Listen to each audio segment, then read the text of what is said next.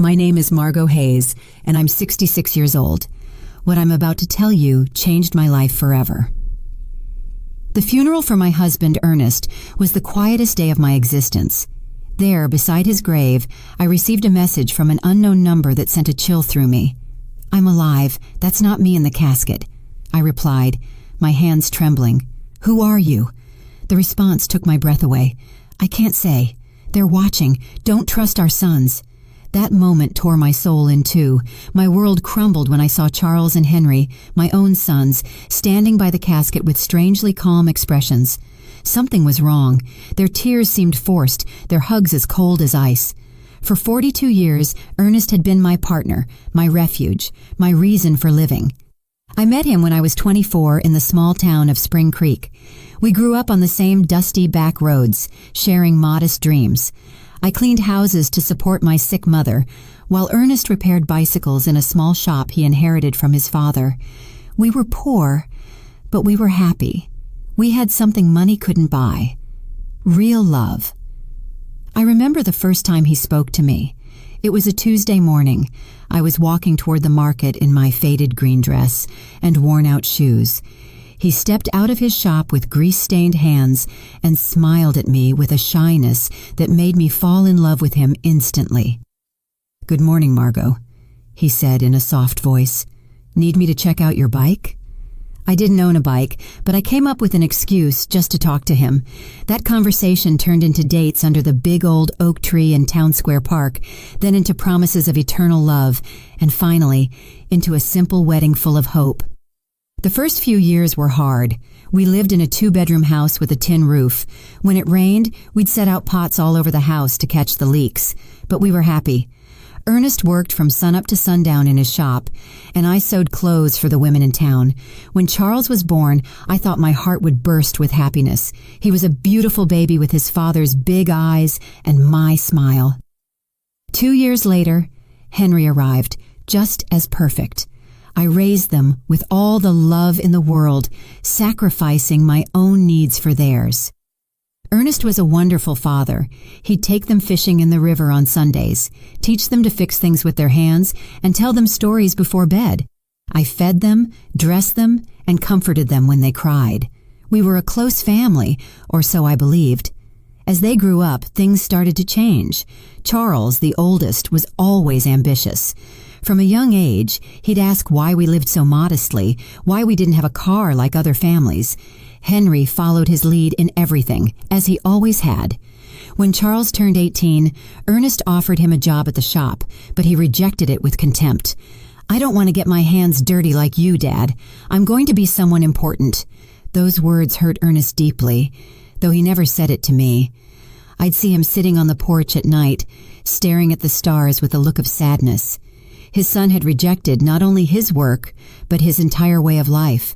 The years passed, and to my surprise, Charles managed to make a name for himself in the business world. He got a job at a real estate company in the city. Henry followed soon after. They both started making money, far more than Ernest and I had ever seen. At first, I was so proud. My sons had achieved what we never could, escaping poverty and building a better life. But little by little, that joy turned into sadness. Visits became less frequent, and phone calls grew shorter.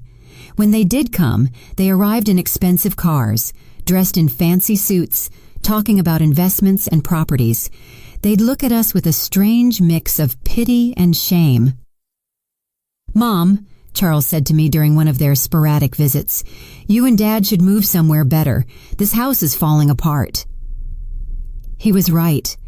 But that house held all our memories. It was where we'd raised our sons, where we'd shared thousands of meals, where we'd grown old together. It wasn't fancy, but it was our home. Ernest, always wise, would tell me, "Margot, money has changed our boys. We aren't enough for them anymore." I resisted believing it. I kept justifying their absences, their brief calls, their broken promises. "They're busy building their lives," I'd tell myself. "Someday they'll be the loving boys we raised again." But in my heart, I knew Ernest was right. We had lost our sons long before I lost my husband. I just didn't know to what extent we had become strangers to them. The most drastic change came when Charles married Jasmine Albright, a woman from the city who never hid her disdain for our simple lifestyle. The first time he brought her home, she arrived in high heels that sank into the dirt of our porch and an elegant red dress that looked more expensive than everything I had ever owned. "Nice to meet you," she said with a forced smile, barely extending the tips of her fingers to greet me. Her eyes scanned our humble home with an expression I couldn't decipher, but that made me feel small. During dinner, Jasmine barely touched the food I had prepared with so much love. She moved the meatloaf around on her plate and cut tiny pieces of chicken, but she ate almost nothing. Charles seemed nervous, constantly apologizing for things he had never been ashamed of before. "Next time, we'll take them out to a restaurant," he whispered to Jasmine, thinking I couldn't hear. But I heard him. Every word pierced my heart like a knife. Henry, for his part, remained single, but adopted the same distant attitude as his brother. His visits were limited to special occasions, and even then, he always seemed to be in a hurry to leave. He was constantly on his phone, closing deals even during our conversations. "Mom, I have to go," he'd always say before it was time. "I have an important meeting early tomorrow." Family Sundays became a distant memory. Christmases grew cold and formal. My sons would bring expensive gifts we didn't need. They'd stay for 2 or 3 hours and then leave with evident relief. Ernest and I grew old alone, comforting each other. He continued to work in his shop, though his hands no longer had the same strength. I continued with my sewing, but my eyes weren't the same. We made do with our small income, proud not to ask for anything from our successful sons. "Do you know what the saddest part is, Margot?" Ernest said to me one night as we drank coffee on the porch. "It's not that they have money. It's that the money has made them believe we aren't important anymore." He was right, as always. My sons hadn't just changed financially. They had changed in their hearts. We were no longer their beloved parents. We were an uncomfortable reminder of a past they wanted to forget. Things got worse when Charles bought a $200,000 house in an exclusive neighborhood in the city. Henry did the same soon after, investing in a luxury condo that cost $150,000. Suddenly, our sons were owners of fortunes we couldn't even imagine. "You should sell this house and move into a retirement community," Jasmine suggested during one of her rare visits. "There are some very nice places for people your age. You'd be more comfortable." The word community hit me like a slap. A retirement community. After 40 years of building our home, after raising these sons with so much love, they wanted to send us to a home. "We don't need a home," Ernest replied with the dignity that always characterized him. "We're fine here in our house." But I saw the expression on Charles and Henry's faces. They supported Jasmine's idea. To them, we were a burden, a problem to be solved in the most convenient way. It was then that the more direct suggestions began. Charles arrived one day with papers in his hand, documents he had prepared without consulting us. "Dad, Mom," he said with that fake smile he had perfected, "I've been thinking about your future. This house is worth, at most, $1,000. If you sell it, I can add some money so you can move somewhere better. A better place." To us, there was no place better than the home where we had been happy for decades. But Charles didn't understand that. For him, everything came down to numbers, to monetary value. "Besides," he continued, "I think Dad should retire from the shop. He's already 70 years old. It's time to rest." Ernest looked at him with infinite sadness. "Son, working isn't a burden for me. It's what keeps me alive, what gives meaning to my days." "But you could get hurt," Henry insisted, backing up his brother as he always did. "At your age, an accident would be very dangerous." Their words sounded caring, but I sensed something more behind them, an impatience, an urgency I couldn't fully grasp. The following months were tense. My sons increased the pressure for us to sell the house. They brought real estate agents without telling us. They had it appraised without our permission. They even began to talk about what would be best for everyone. "Look," Charles said to us during one particularly uncomfortable dinner, "Jasmine and I have decided to have kids soon. We'll need help with the expenses. If you sell the house and move to a smaller place, that money could be an early inheritance. An early inheritance. He was asking for our inheritance while we were still alive. The audacity of the request left me speechless.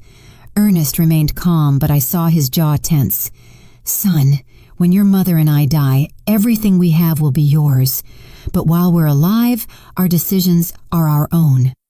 Don't be stubborn, Henry cut in, with a harshness I had never seen from him before.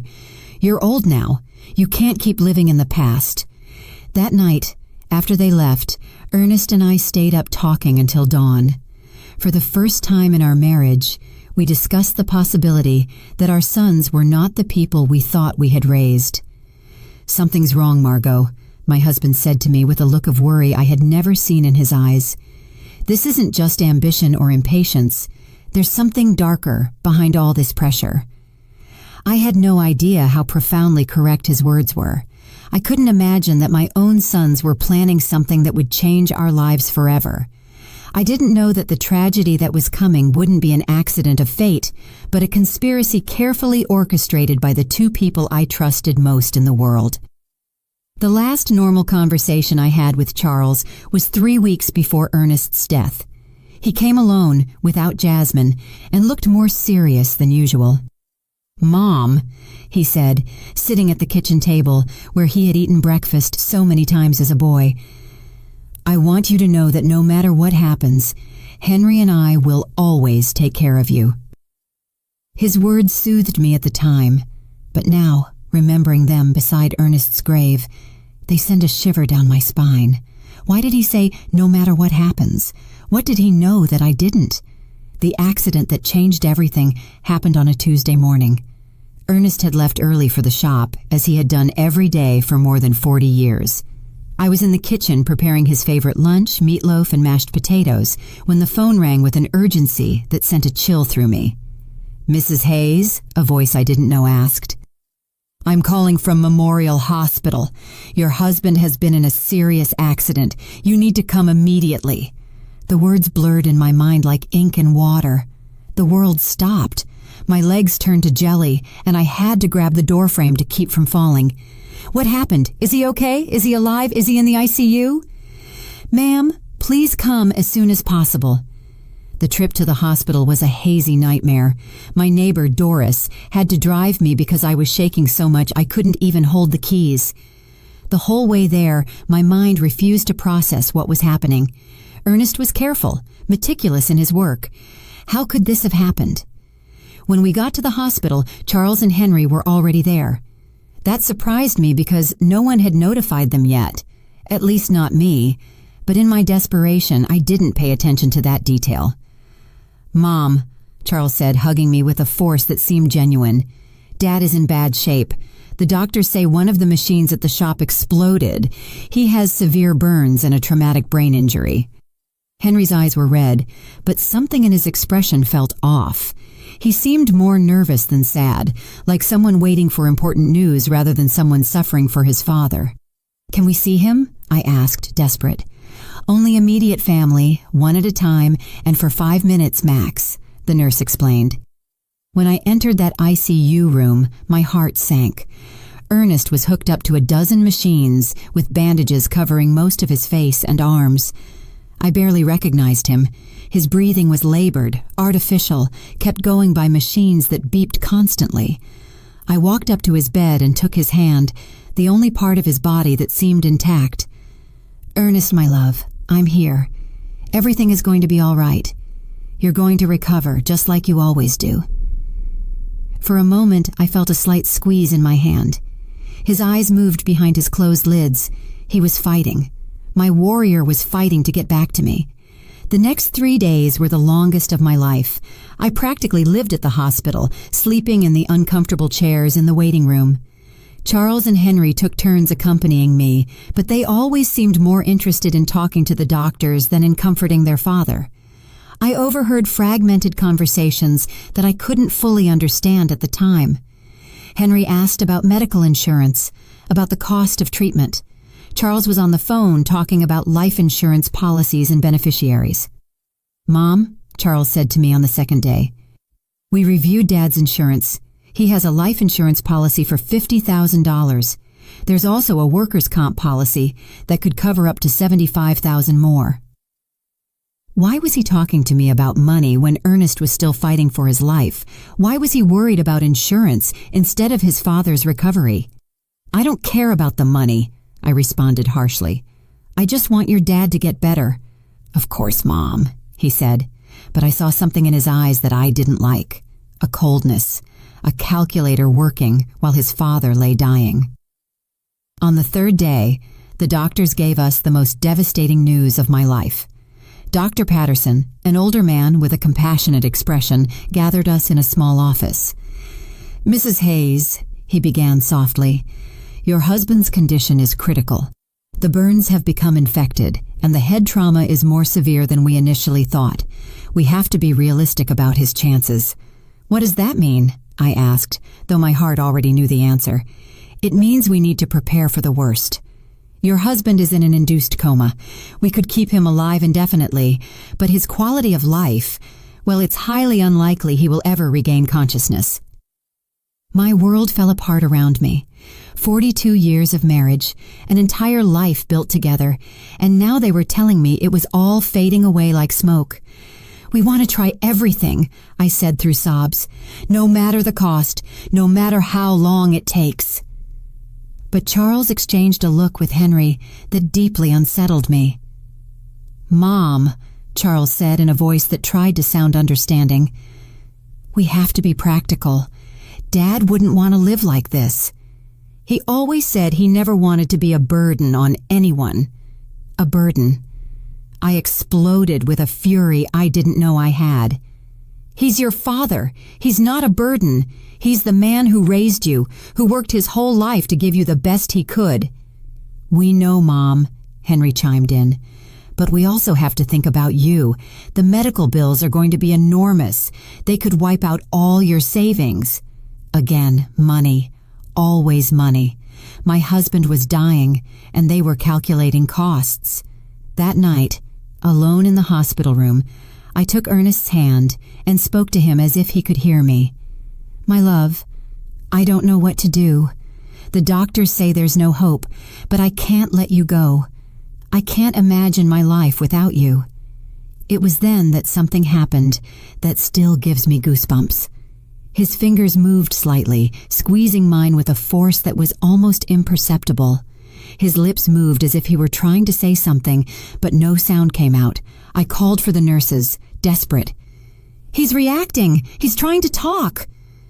But by the time they arrived, Ernest had returned to his previous state. The nurse checked the monitors and shook her head. Sometimes there are involuntary muscle spasms, ma'am. It doesn't mean he's conscious. But I knew what I had felt. Ernest had tried to communicate with me. He had fought to tell me something important. 2 days later, in the early hours of Friday morning, the machine alarms went off. Lights flashed. Nurses rushed to Ernest's room. I was dozing in the hallway when the noise woke me up. No, no, no! I screamed, running toward the room. The doctors worked for 40 minutes trying to resuscitate him, but it was useless. At 4:37 in the morning, Ernest was officially declared dead. The pain I felt in that moment was physical, as if my heart had been ripped from my chest. I collapsed by his bed, hugging his still warm body, refusing to accept that he was gone forever. Charles and Henry arrived at the hospital an hour after their father's death. They seemed prepared, as if they had been expecting the call. They brought papers, documents, and phone numbers for funeral homes. We already talked to the Spring Creek Funeral Home, Charles said to me while I was still crying inconsolably. They can pick up the body this morning. We also contacted the insurance, Henry added. The claim process is already underway. How could they be so efficient, so organized, so cold just an hour after losing their father? Something was wrong, but my grief was so intense that I couldn't think clearly. The funeral was scheduled for the following Monday.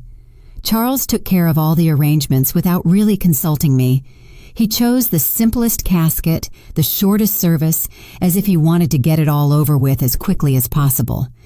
It's what Dad would have wanted, he said when I complained about not being included in the decisions. Something simple without a fuss. But Ernest deserved better than this indecent rush to bury him and forget. The day of the funeral arrived, cloudy and cold, as if the sky itself were crying for Ernest. I wore my only black dress, the same one I had worn for my mother's funeral years ago. My hands were shaking so much that Doris had to help me button the small buttons on the back. "Be strong, Margot," my dear friend whispered as she carefully combed my hair. "Ernest would want to see you strong." But I didn't feel strong. I felt empty, like a shell without a soul. 42 years of marriage can't be buried so easily. Every object in the house reminded me of him. His coffee mug on the table, his tools on the porch, his pillow that still held his scent. When we got to the cemetery, I was surprised by how few people had attended. I expected to see more of Ernest's co-workers from the shop, more neighbors, more acquaintances. But it was only Charles, Henry, Jasmine, Doris, me, and the pastor. For a man who had lived 70 years in the same town, who had helped so many people, the funeral seemed strangely empty. "Where are the guys from the shop?" I asked Charles. "We didn't want to bother anyone," he replied quickly. "Dad was a private person. He would have preferred something intimate." But that wasn't true. Ernest loved his community. He cared about his neighbors. He would have wanted them to come say goodbye. Why had Charles decided to make everything so secretive, so rushed? During the service, I watched my sons with a strange emotional detachment. Charles had a solemn expression, appropriate for the occasion, but his eyes constantly darted toward his watch. Henry seemed restless, as if he had more important things to do. Jasmine discreetly checked her phone behind her black veil. This was how they were saying goodbye to their father, with impatience and distractions. The pastor spoke about eternal life, about well-deserved rest, about reuniting with God. His words felt hollow in my shattered heart. I didn't want Ernest to rest in peace. I wanted him to come home with me, for us to keep growing old together, for us to keep drinking coffee on the porch every evening. When it was time to throw dirt on the casket, my legs refused to hold me up. Doris had to support me as I sobbed uncontrollably. The sound of the dirt hitting the wood was final, conclusive, hopeless. It was at that exact moment, standing by my husband's grave, that my phone vibrated. A text message from an unknown number. "I'm alive. That's not me in the casket." My heart stopped. The letters danced in front of my eyes as if I were hallucinating. I was losing my mind from the grief. With trembling hands, I replied, "Who are you?" The answer came immediately. "I can't say. They're watching. Don't trust our sons." The phone fell from my hands as if it were burning. Doris bent down to pick it up, but I stopped her abruptly. I couldn't let anyone else see those messages, not until I understood what was happening. "Are you okay, Mom?" Charles asked, approaching with a worried expression. I stared at him, trying to find some clue on his face. His eyes seemed sincere, but now every gesture, every word, every expression felt suspicious. "I'm fine," I lied, putting the phone in my purse. "I just need to go home." On the way back, I couldn't get those messages out of my head. Was it possible that someone was playing a cruel joke at the worst moment of my life? Or was there really a possibility that Ernest was alive?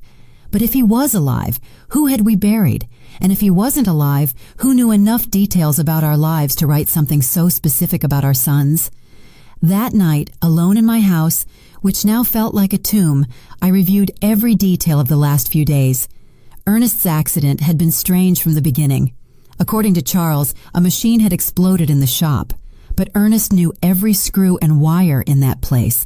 He was meticulous about maintenance, obsessive about safety. Plus, how had my sons gotten to the hospital so quickly if no one had notified them? The hospital had called me first. I was the emergency contact. How did they know about the accident before I did? And then there was the money. From day one, Charles and Henry had talked about insurance, policies, and beneficiaries, as if they had been waiting for this moment, preparing for it. I decided to check Ernest's papers. In his old wooden desk, he kept all his important documents in a metal box. Insurance policies, the deed to the house, shop documents, everything was there. I found the $50,000 life insurance policy that Charles had mentioned. But there was something I didn't remember. The policy had been updated just 6 months earlier, increasing the coverage from $5,000 to $50,000. Why had Ernest increased his life insurance? He had never mentioned that change to me, and more importantly, who had suggested he do it? I kept looking and found something even more disturbing. A workers' comp policy that I didn't know about, purchased just 2 months before his death.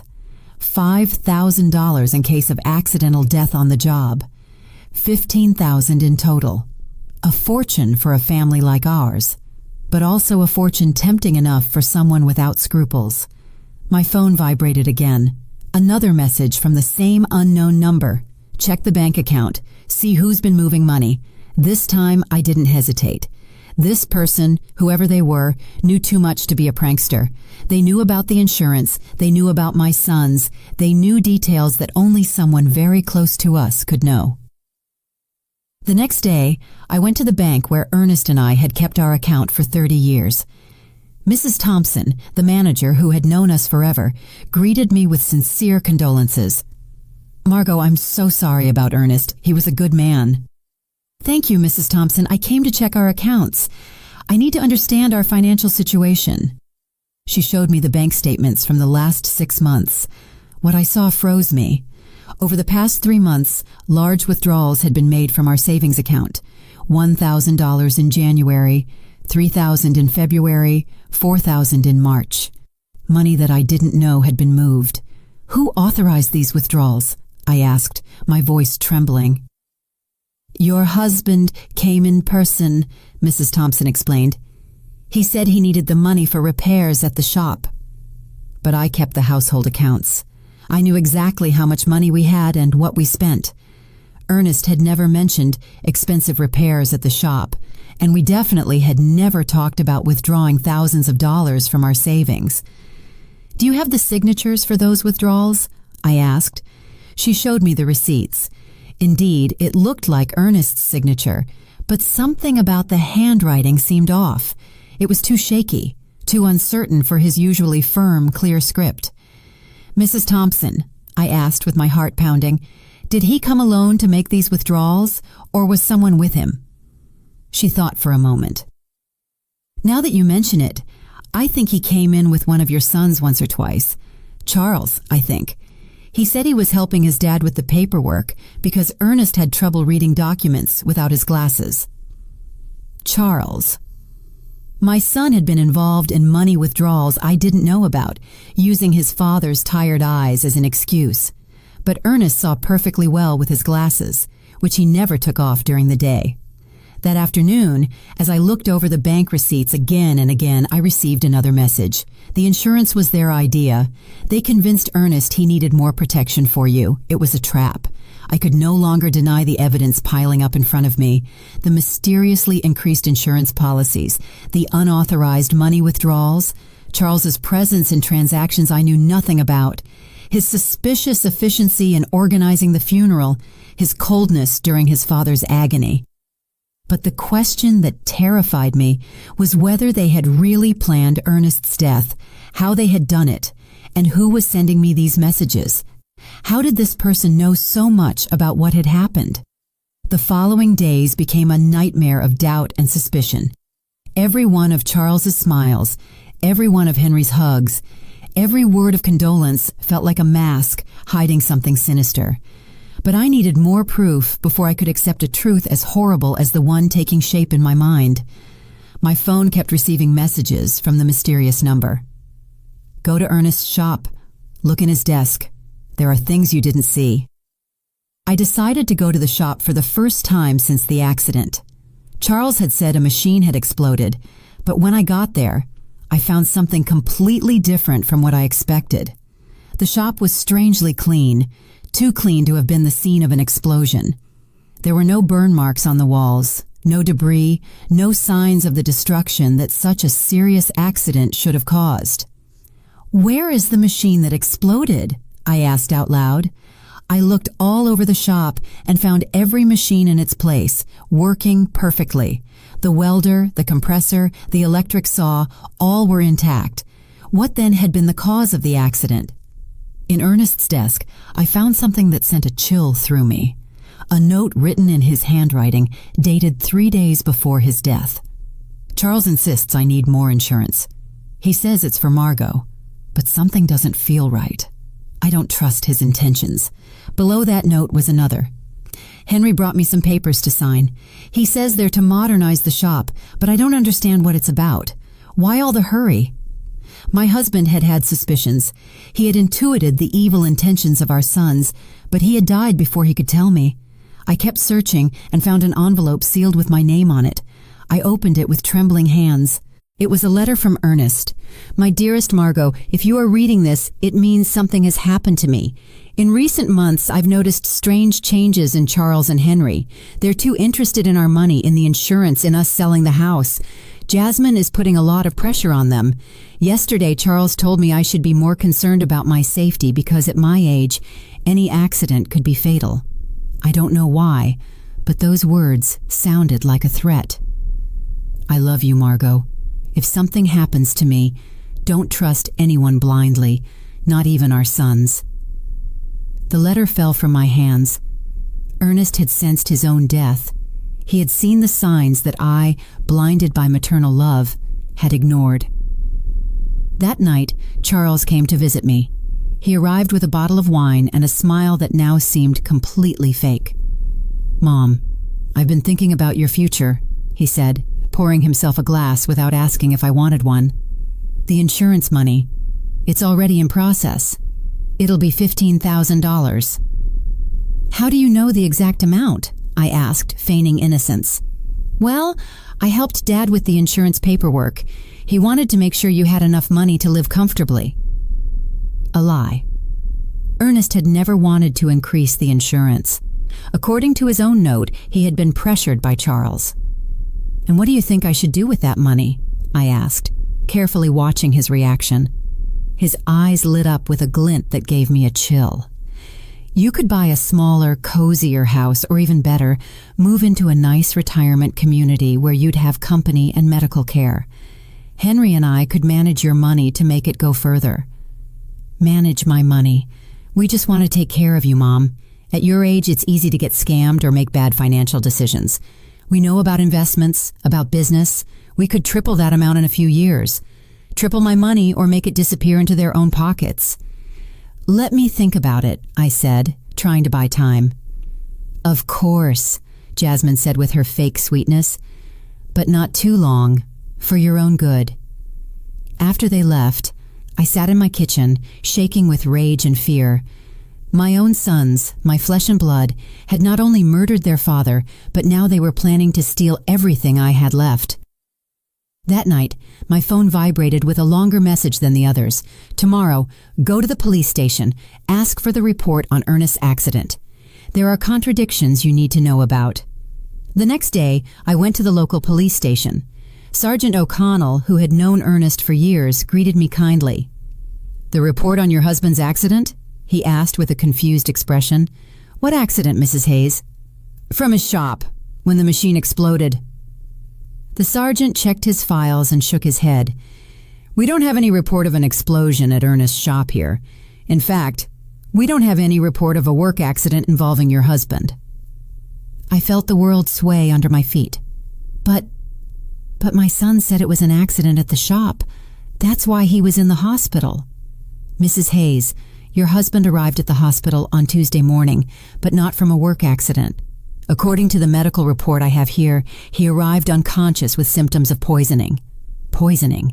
The doctors found traces of methanol in his blood, a quantity sufficient to cause blindness, brain damage, and eventually death. The hospital should have informed you of this. Poisoning. It hadn't been an explosion. It hadn't been a work accident. Someone had deliberately poisoned my husband. "Why didn't anyone tell me this?" I asked, my voice breaking. The immediate family who signed the hospital papers requested that the information be kept confidential to avoid unnecessary speculation. They said you were too emotionally fragile to handle the technical details. The immediate family. Charles and Henry had hidden the true cause of Ernest's condition, invented the story of the explosion, and manipulated everyone, including me, to cover up a murder. "Mrs. Hayes," the sergeant continued. If you suspect the circumstances of your husband's death, we could open a formal investigation. I had more than suspicions. I was certain that my own sons had murdered their father for money. That afternoon, Henry came home with a bouquet of flowers and the same fake smile as Charles. "How are you, Mom? You look tired." "I'm fine," I lied, observing his every gesture from a new perspective. "I'm just thinking about the future." "That's good. Charles and I have been talking. We think you should sell the house soon while it's fresh on the real estate market." "Why the rush?" "Well, old houses lose value quickly, and you need liquidity. Funeral expenses, pending medical bills." More lies.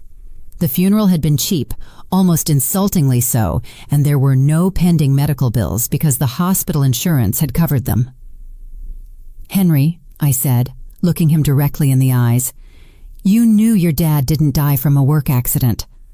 For a fraction of a second, I saw panic in his expression, but he recovered quickly. "What are you talking about, Mom?" "I went to the police station. There's no report of an explosion at your dad's shop." This time the panic was more evident. "Mom, you shouldn't be doing things like that. They'll confuse you. The grief is getting to you." "The grief is getting to me, or you've been lying to me." He got up abruptly, spilling the coffee I had poured for him. "I think you need to rest. We'll talk when you're calmer." He left quickly, but not before making a phone call from the porch.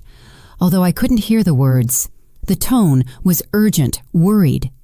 That night, I received the most revealing message yet. "They're coming together tomorrow.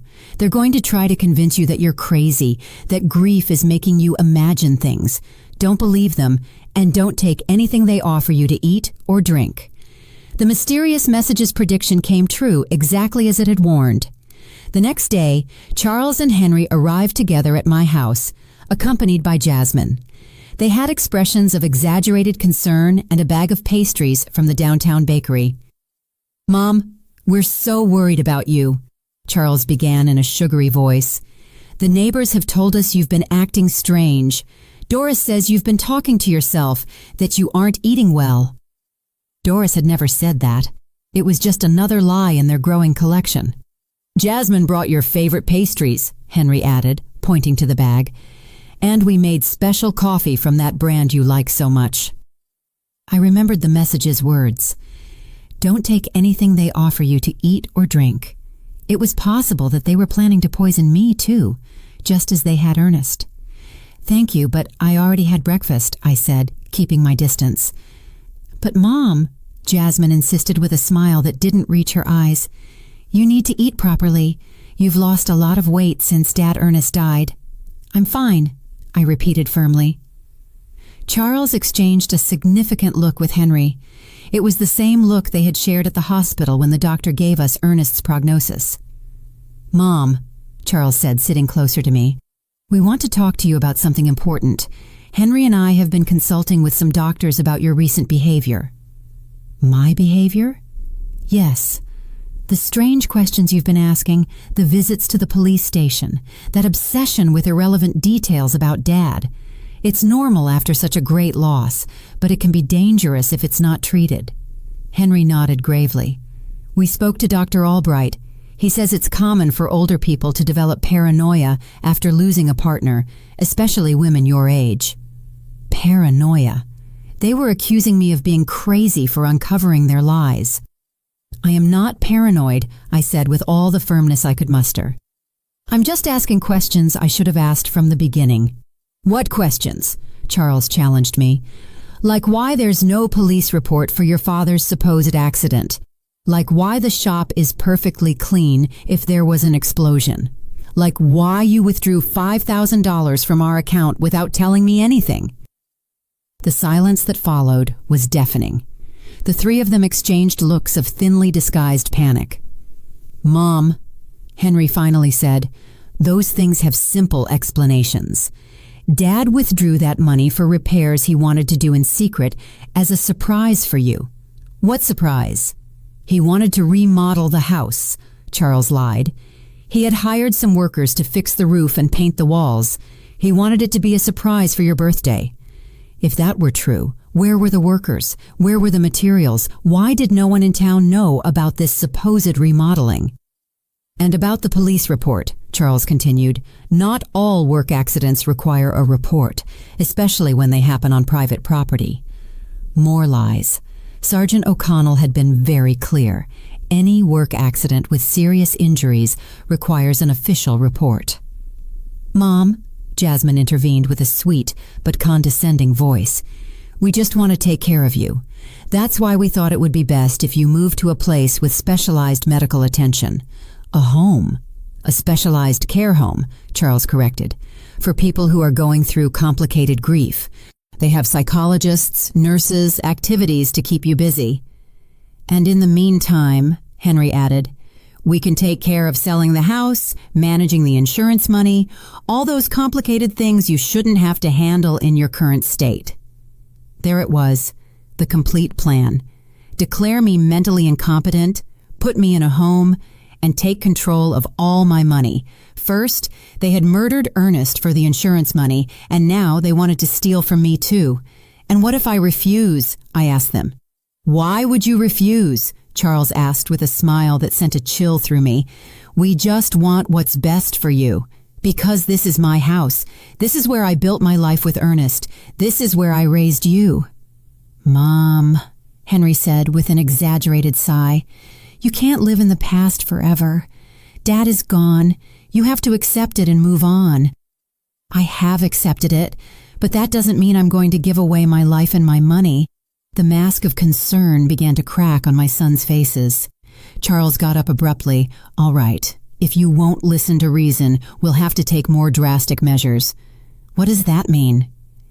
It means we can start a legal process to have you declared mentally incompetent. We have witnesses to your erratic behavior. We have testimony from doctors who confirm you're suffering from senile paranoia. Doctors? What doctors? I hadn't spoken to any doctors about my mental state. Dr. Albright already signed a preliminary report, Henry added. He says that based on our descriptions of your behavior, it's likely you need specialized care. A doctor who had never examined me had signed a report about my mental state based only on what my sons had told him. How much had it cost them to buy that false evaluation? So you can cooperate voluntarily, Charles continued, or we can do it legally, but either way, you're going to get the help you need. It was a direct threat. If I didn't hand over my money voluntarily, they would use the legal system to steal it from me. I need time to think about it, I told them, trying to buy time. Of course, Jasmine said with her false sweetness, but not too much time, for your own good. After they left, I sat in my kitchen, trembling with rage and fear. My own sons, the blood of my blood, had not only murdered their father, but now they were planning to steal everything I had left. That night my phone vibrated with a message longer than the others. Margot, this is Stephen Callahan, a private investigator. Ernest hired me 3 weeks before he died because he was suspicious of Charles and Henry. They poisoned him with methanol mixed in his breakfast coffee. I have audio evidence of their conversations planning everything. Tomorrow at 3 p.m, go to the corner cafe. Sit at the back table. I'll be there. At last, I would know who had been sending me those messages, and more importantly, I would have the proof I needed to get justice for my husband's death. But I also knew I didn't have much time. Charles and Henry had shown their hand. If I didn't act fast, I'd end up locked in a home while they spent the money that had cost Ernest his life. The war had begun, and even if I was a 66-year-old woman against 2 ruthless men, I had something they didn't. The truth. And the truth, sooner or later, always finds a way to come out. That night, for the first time since Ernest's death, I smiled, because I knew my husband had not died in vain. His caution, his instinct, his decision to hire a private investigator was going to allow me to get justice. Charles and Henry had seriously underestimated their mother. They were about to discover that a woman fighting for the memory of her murdered husband is a force more powerful than all their greed combined. The next day arrived, filled with nervousness and anticipation. I dressed carefully, choosing my most serious purple dress, the one I wore for important occasions. If I was going to meet the man who could give me the answers I needed, I wanted to be prepared for any revelation. At 2:30 in the afternoon, I walked toward the corner cafe with determined but cautious steps. Every shadow looked suspicious. Every person on the street could be a spy sent by my sons. The paranoia they had accused me of having was starting to feel justified. The cafe was moderately full. I went straight to the back table as I had been instructed. I ordered a chamomile tea and waited, my hands trembling slightly on the worn wooden table. Exactly at 3 on the dot, a man in his 50s approached my table. He was tall and gray-haired, with intelligent eyes and a serious but kind expression. He was carrying a brown folder under his arm. "Mrs. Hayes?" he asked in a low voice. I nodded, not yet trusting my voice. "I'm Stephen Callahan. I'm so sorry for your loss." Ernest was a good man. He sat down across from me and placed the folder on the table. "Before I show you what I have, I need you to know that what you're about to hear and see is going to be very painful. Are you ready?"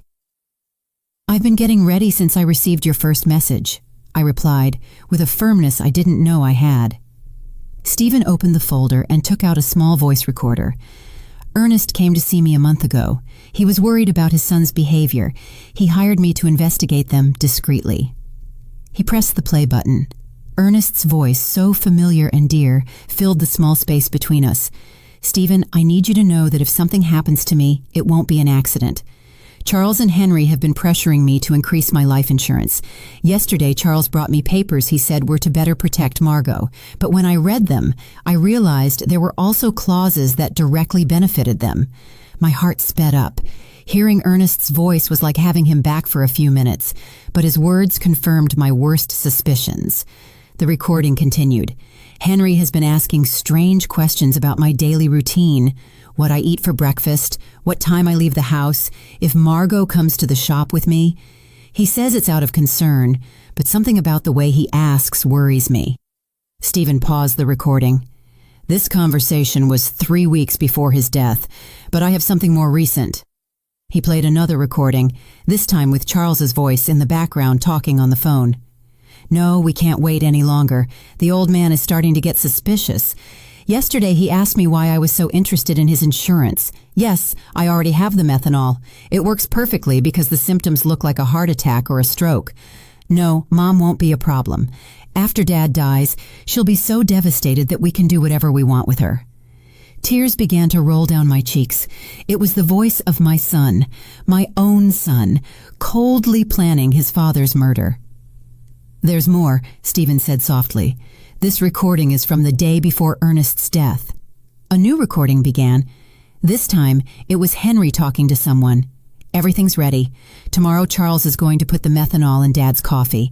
We told him it was a special vitamin supplement a doctor recommended.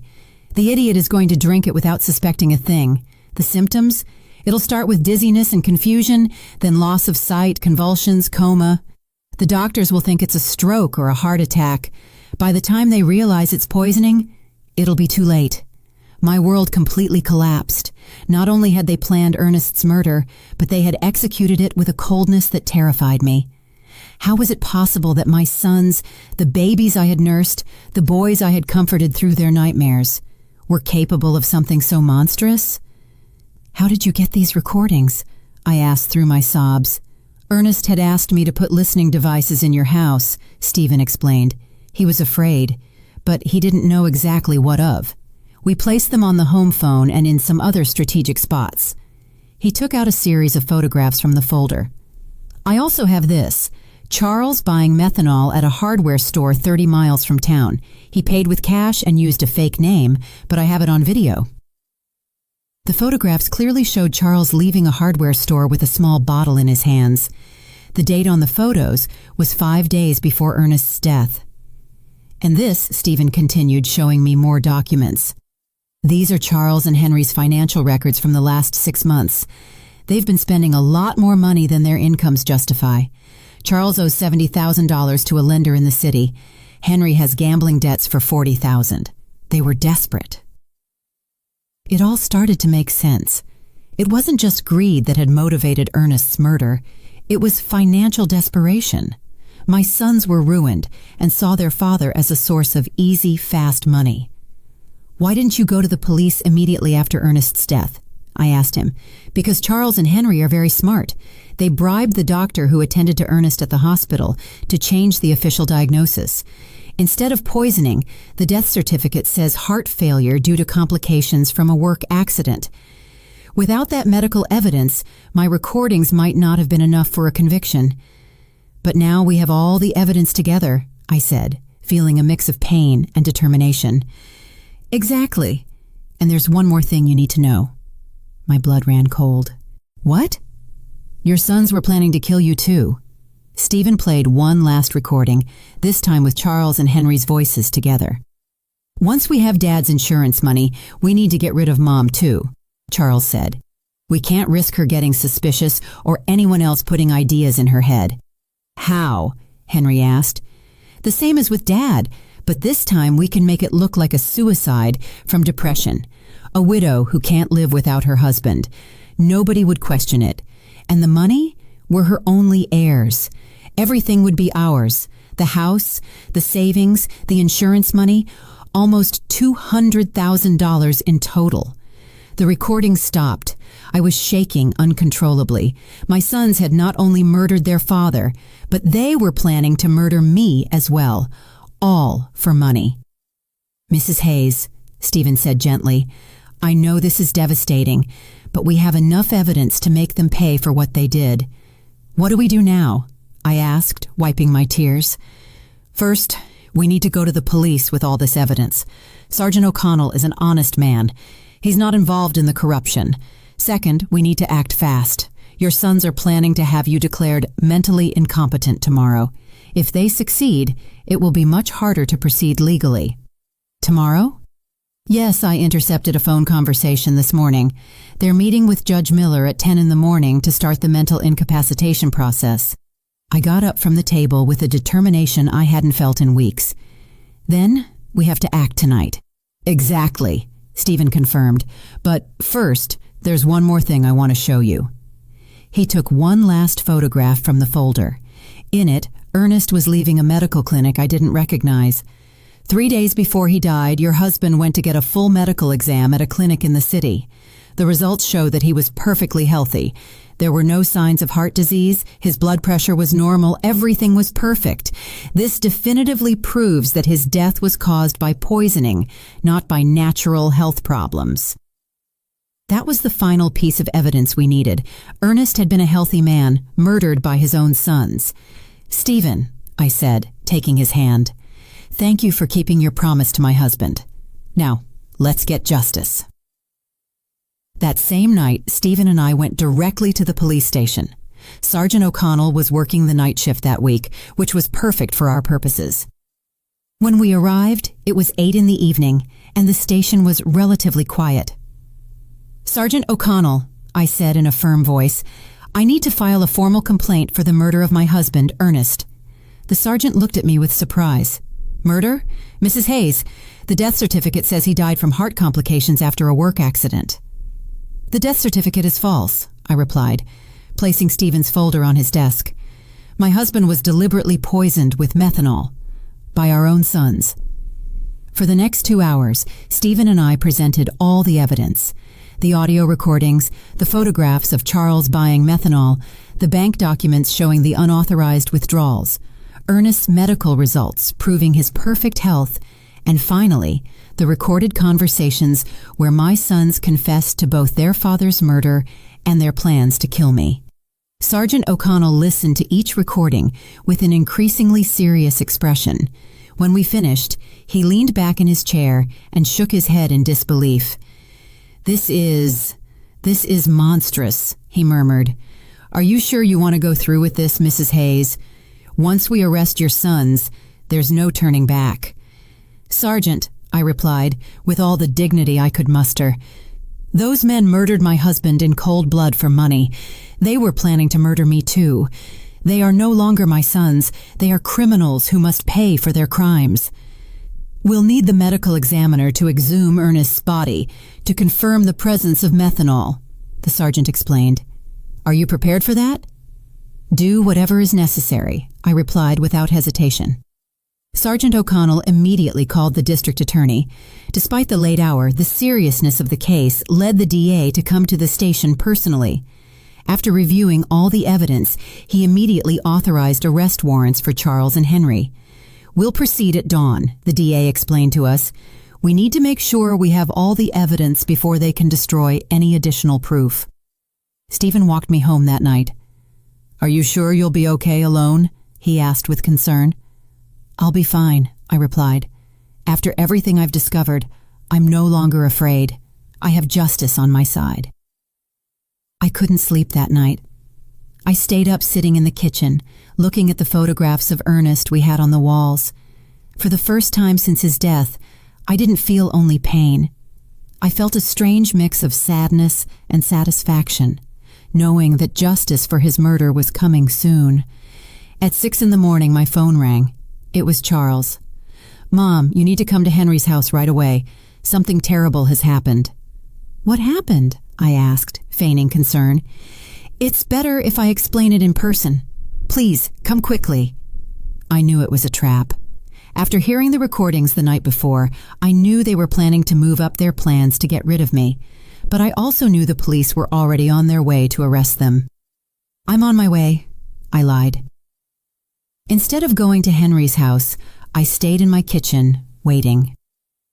At 7:30 in the morning, I saw from my window as several police cars headed toward my son's houses in different directions.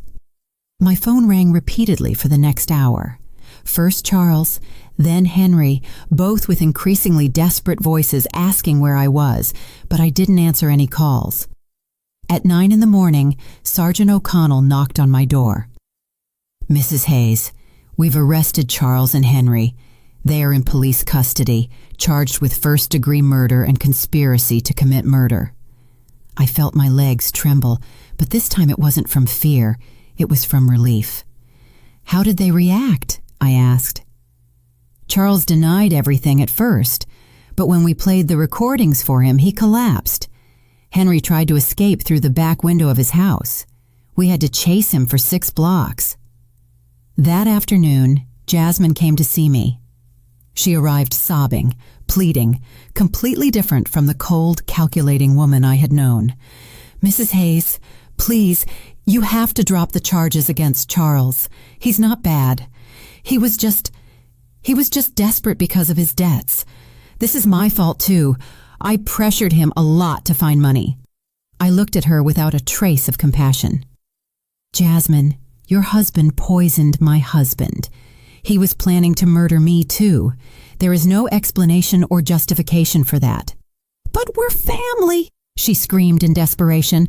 Think about what this is going to do to the family. The family died the day you decided to kill Ernest for money, I replied coldly. Now please, leave my house. 3 days later, the exhumation of Ernest's body was carried out. The lab results confirmed exactly what Stephen had discovered: lethal levels of methanol in his system, enough to cause all the symptoms he had experienced before his death. The case became a sensation throughout the town. No one could believe that 2 sons had murdered their own father for money. The local newspapers called it the cruelest crime of the decade. Over the following weeks, more details came to light during the investigation.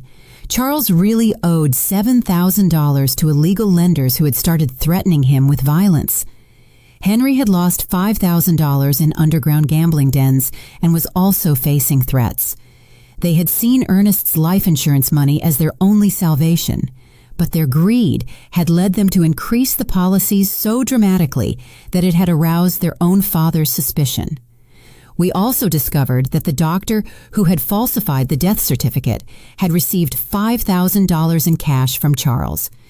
He was also arrested for obstructing justice and falsifying official documents. Stephen explained all the details of the plan Ernest had made with him. Your husband was smarter than his sons believed. He knew something bad was coming, but he didn't know exactly what. He hired me not only to investigate Charles and Henry, but also to protect you if something happened to him. Did he know they were going to kill him? I asked. Not exactly, Stephen said, but he suspected his life was in danger. That's why we installed the recording devices. That's why we documented everything. He wanted to make sure that if something happened to him, the truth would come to light. My Ernest, even in his final days, had been protecting me. He had anticipated our son's betrayal and had taken steps to ensure that justice would prevail. The trial was scheduled to begin in 2 months. Both Charles and Henry faced charges of first-degree murder, which in our state carried a sentence of 25 years to life. The day of the trial arrived after 2 months of intense legal preparation. The courtroom was completely full. Reporters from several regional newspapers had come to cover what was already known as the case of the killer sons. The whole town was there. Neighbors, former co-workers of Ernest, even people I barely knew, but who wanted to witness this historic moment of justice. I wore my best black dress, the same one I had worn for our wedding so many years ago, but which now represented mourning and dignity. Stephen accompanied me, sitting by my side throughout the entire process. His presence gave me the strength to face what would be the most difficult day of my life. Charles and Henry entered the courtroom in handcuffs, dressed in orange prison jumpsuits. Seeing my sons like that broke my heart one more time, but I no longer felt pity for them. I only felt a deep sadness for the moral death they had chosen long before they physically murdered their father. The prosecutor presented the case with devastating precision. One by one, the recordings were played for the court. The silence was absolute every time the voices of Charles and Henry were heard, coldly planning Ernest's murder. When the prosecutor played the recording where they planned to kill me too, several people in the audience gasped in horror. One elderly woman got up and left the courtroom crying. I couldn't blame her. It was difficult to process such cruelty. Ladies and gentlemen of the jury, the prosecutor said during his opening statement, this is not an ordinary case of family greed. This is a case of cold and calculated premeditation, where 2 men decided to murder the father who had raised them with love and sacrifice simply because they needed money to pay off their gambling debts and irresponsible loans. Charles and Henry's lawyers tried to present a defense based on desperate circumstances and external influences, but the evidence was overwhelming. The recordings didn't lie, the bank documents didn't lie, the forensic evidence of the methanol in Ernest's body didn't lie. When it was my turn to testify, I walked to the stand with trembling legs, but a clear mind. I had been waiting for this moment for months. Mrs. Hayes, the prosecutor asked me, can you tell us what your relationship was like with your sons before your husband's murder? I thought I had a good relationship with them, I replied, looking directly at Charles and Henry. I raised them with love. I sacrificed everything for their well-being. Their father worked from sunup to sundown to give them the best we could. I never imagined that love and sacrifice would become the reason for his murder. At any point, did you suspect they could harm your husband? No. That is the most painful part of all this. I trusted them completely. When they told me Ernest had an accident at his shop, I believed them. When they organized the funeral so quickly, I thought they were being efficient in their grief. I never imagined they were covering up a murder. Charles lowered his head during my testimony. Henry looked at me defiantly, but I saw tears in his eyes. Too late for tears. Too late for regret. The most dramatic moment of the trial came when the prosecutor decided to play the full recording of the conversation where they planned my own murder. Charles's voice filled the courtroom. Once we have Dad's insurance money, we need to get rid of Mom too. We can't risk her getting suspicious. A murmur of horror swept through the audience. Several people turned to look at me with expressions of disbelief and compassion. How did you feel when you heard this recording for the first time? The prosecutor asked me. I realized that I had lost my 2 sons long before I lost my husband, I replied, my voice cracking but firm. The babies I nursed, the children I comforted in their nightmares, had died and been replaced by 2 strangers capable of any cruelty for money. The defense tried to cross-examine me, suggesting that maybe I had misinterpreted my son's intentions, that maybe the grief had made me exaggerate the evidence. but the recordings spoke for themselves. Stephen also testified, explaining in detail how Ernest had hired him because he was afraid of his own sons. He described every step of the investigation, every piece of evidence collected, every recorded moment that revealed the truth. The medical examiner presented the results of the exhumation, confirming the lethal presence of methanol in Ernest's body. He explained how this poison acts slowly, causing exactly the symptoms my husband had experienced before he died. After 3 days of devastating testimony, the closing arguments arrived. The prosecutor was crushing. Charles and Henry are not victims of circumstances. They are predators who saw their own parents as financial obstacles that had to be eliminated. They planned, executed, and covered up Ernest's murder, and were planning to do the same to Margot. They don't deserve compassion. They deserve justice. The jury deliberated for 6 hours. When they returned, the silence in the courtroom was absolute. I could hear the beating of my own heart as the judge read the verdict. In the case of the state versus Charles Hayes and Henry Hayes on the charge of first-degree murder of Ernest Hayes, we find the defendants guilty. The courtroom erupted in murmurs and exclamations. Charles collapsed in his chair, finally comprehending the magnitude of what he had done. Henry remained rigid, staring straight ahead with no expression. On the charge of conspiracy to commit murder against Margot Hayes, we find the defendants guilty. The judge proceeded immediately to the sentencing. Charles Hayes and Henry Hayes, for the premeditated murder of your father and the conspiracy to murder your mother, I sentence you to life in prison without the possibility of parole for 30 years. When I heard those words, I felt a gigantic weight lift from my shoulders. Justice. Finally, there was justice for Ernest. After the trial, many people came up to hug me and express their support. Doris cried with me, not from sadness, but from relief. "Margot, Ernest can rest in peace now," she whispered to me. That night, I returned to my house, which now felt different. It was no longer a place of pain and betrayal. It was my home again, the place where Ernest and I had been happy for 42 years. Stephen came to visit me a week after the trial.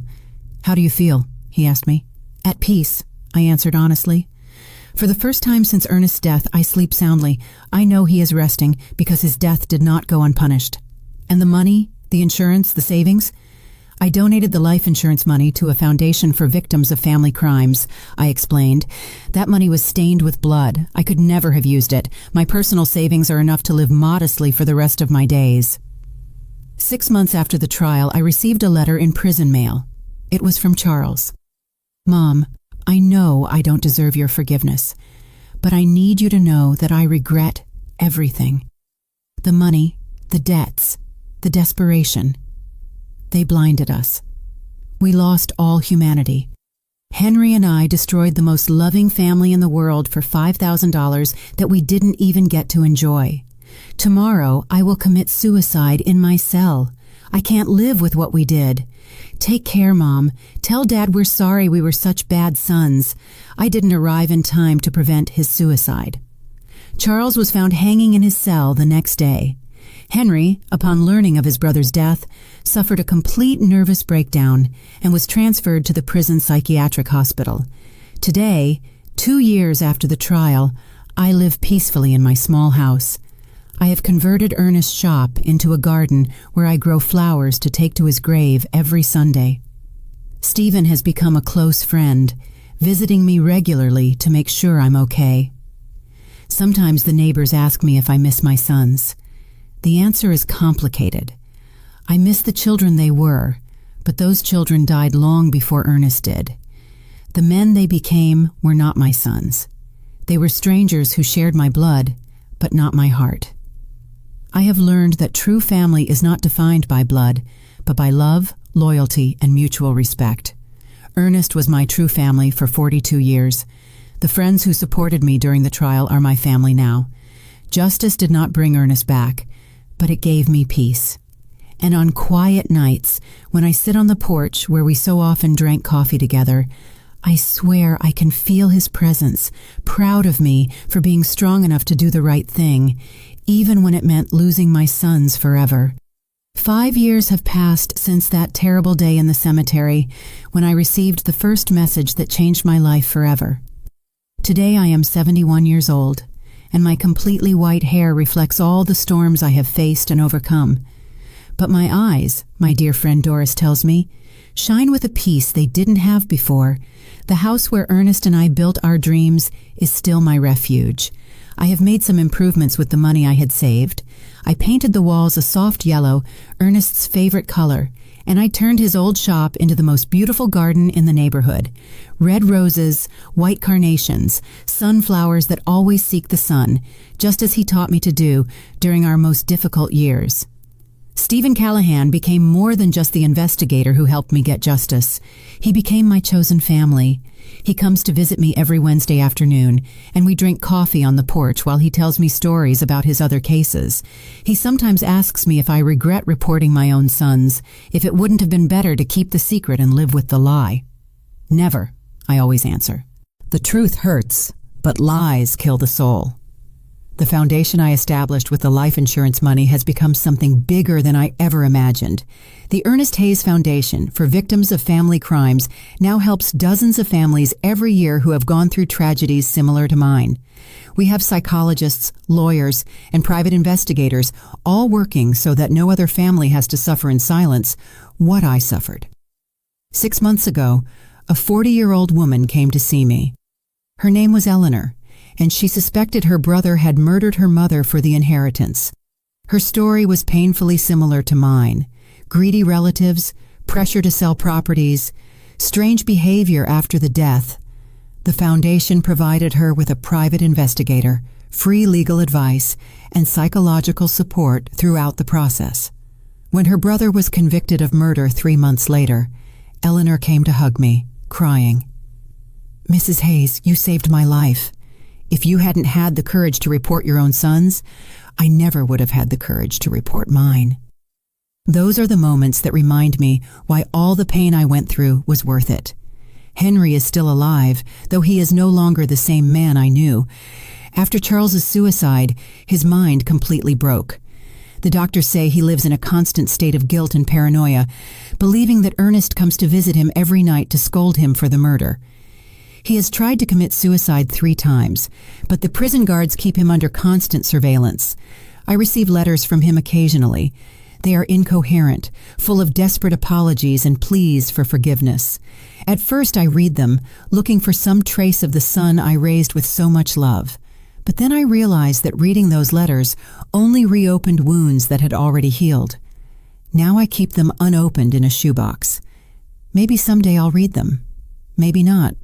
I have the right to protect my peace of mind. Jasmine disappeared from town immediately after the trial. Someone told me she moved to the city and changed her name. I don't blame her. Carrying the last name of a murderer must not be easy. Sometimes I wonder if she knew what Charles was planning, if she was a silent accomplice to Ernest's murder. But those questions belong to the past, and I have learned to live in the present. The town of Spring Creek will never forget the case.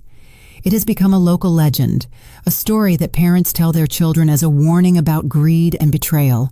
Some see me as a hero, others as a cruel woman who sent her own sons to prison. I don't care what they think. I know the truth, and the truth has given me the peace I needed. My health remains surprisingly good for my age. The doctor says it's because I was finally able to free myself from the stress and sadness I was carrying. The body heals when the heart finds peace, he explained during my last checkup. Sunday mornings are my favorite. I cut fresh flowers from my garden and walked to the cemetery to visit Ernest's grave. His headstone now has an inscription that I had engraved after the trial. Ernest Hayes, beloved husband, betrayed father, honorable man. His love was stronger than his death. I tell him everything that has happened during the week. I talk to him about the foundation, about the families we have helped, about the thank you letters I receive from people who found justice thanks to our story. I swear I can feel his approval in the wind that moves the leaves of the nearby trees. "Do you know what's strangest, my love?" I said during my last visit. "I no longer feel pain when I think of Charles and Henry. I only feel pity. Pity because they had all the love in the world and they chose hate. They had a family that adored them and they chose betrayal. They had the opportunity to be honorable men like you and they chose to be murderers." Last week, a reporter from the city came to interview me for a documentary about family crimes. She asked me if there was anything I wanted to say to other people who might be going through similar situations. "Family is not an excuse for crime," I replied. "Love is not blind. Love with boundaries is true love. If someone who says they love you is capable of harming you for money or convenience, that person doesn't really love you, and it is never, ever too late to seek justice, no matter who the culprit is." This year, on the 5th anniversary of Ernest's death, I organized a special ceremony in his memory. More than 200 people came: neighbors, members of the foundation, families we have helped, local authorities. It was beautiful to see how his death, which began as a tragedy, had become a force for good in so many lives. Stephen gave an emotional speech. Ernest Hayes died because of his son's greed, but his legacy lives on in every family that finds justice thanks to his wife's courage. Evil tried to destroy his story, but good turned it into hope for others. At night, before I go to sleep, I sometimes take out the old photographs from when Charles and Henry were children. I see them playing in the yard, hugging their father, laughing with me on past Christmases. I allow myself to cry for those innocent children who once existed before greed completely corrupted them. But I no longer cry for the men they became. Those men chose their destiny. My story ended up being bigger than my personal tragedy. It has become a symbol that justice is possible, even when it comes from the most unexpected sources. A 66-year-old widow proved that truth is more powerful than lies, that true love is stronger than betrayal, and that it is never too late to do the right thing. Tomorrow is Wednesday, and Stephen will come for coffee, as always. I'll make his favorite pastry and tell him about the thank you letters that arrived this week. Afterward, we'll work together in the garden, planting new flowers for spring. Life goes on, more simple but more authentic than before. I have learned that true family is not about shared blood, but about shared values, mutual respect, and a love that never turns into harm. Ernest, wherever you are, I hope you know that I kept the promise I made to you by your grave that terrible day. I found the truth, I sought justice, and I turned our pain into hope for others. Your death was not in vain, my love. Did you like my story? And which city are you listening from? Let's meet in the comments. If you like the story, you can support me by sending a super thanks so I can keep bringing more stories like this. Thank you so much for your sweet support. I'm looking forward to your comments on the story. On the screen, you can see 2 new life stories that I highly recommend. There's so much more on my channel. Don't forget to subscribe. See you in the next life story with love and respect.